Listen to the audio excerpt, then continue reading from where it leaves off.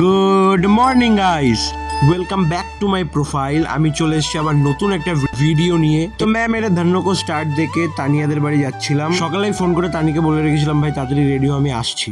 কেন যাচ্ছিলাম, কোথায় যাচ্ছিলাম সেটাও জানাচ্ছি। তো তানিদের বাড়িতে গিয়ে আমি তানিকে বললাম ভাই নে গাড়ি চালা। তো তানি এক কথায় রাজি হয়ে গেল, কারণ নতুন নতুন হেভি ড্রাইভার। কথাটা শোনার পর নিজেকে কন্ট্রোল করতে না পেরে তো কথা বলতে বলতে চলে আসলাম আমার একটা প্রিয় জায়গায়, নীল দিগন্তে। আর একদম উপরে দেখো শেড দেওয়া জায়গাটা রয়েছে, ওই জায়গাটা ভাই আমাদের জন্য না, ওদের মতন টুরুলাভদের জন্য ভাই। তো গাইস বুকে পাথর নিয়ে আবার এগিয়ে গেলাম নিজের গন্তব্যের দিকে।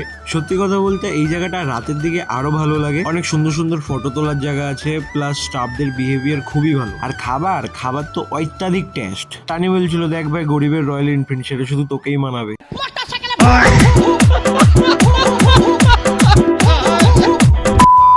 প্রায় চলে এসেছি আমাদের গন্তব্যে, প্রায় অনেকেই বুঝে গেছে আমরা কোথায় এসেছি। তো বন্ধুরা আমরা এসেছি গঙ্গায়।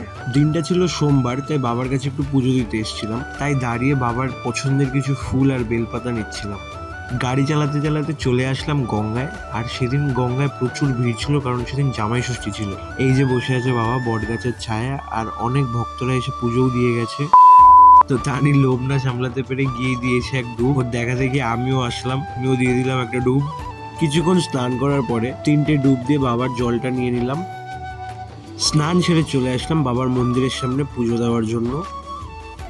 প্রথমেই কার্তিক, গণেশ, অশোক সুন্দরী, পার্বতী মায়ের মাথায় জল ঢালতে ঢালতে আস্তে আস্তে মহামৃত্যুঞ্জয় মন্ত্র পড়তে পড়তে বাবার মাথায় জল ঢালছিলাম। তারপরেই বাবার প্রিয় বেলপাতা আর আকন্দ ফুল বাবার সামনে অর্পণ করলাম। তারপরেই বাবার সামনে ধূপকাঠি জেলে বাবাকে প্রণাম করে নিলাম। তারপর তানিও পুজো দিয়ে নিল। পুজো দেওয়া হয়ে যাওয়ার পরে তারপর আমি বললাম চল ভাই কিছু খেয়ে আসি।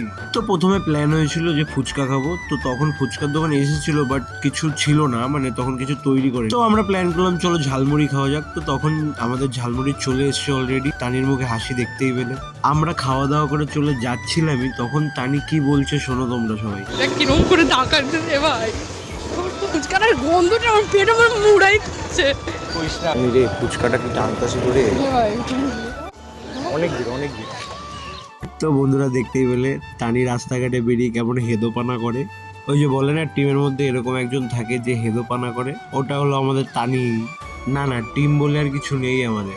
আগে ছিল অনেক বন্ধু বান্ধব ছিল, সবাই আড্ডা মারত।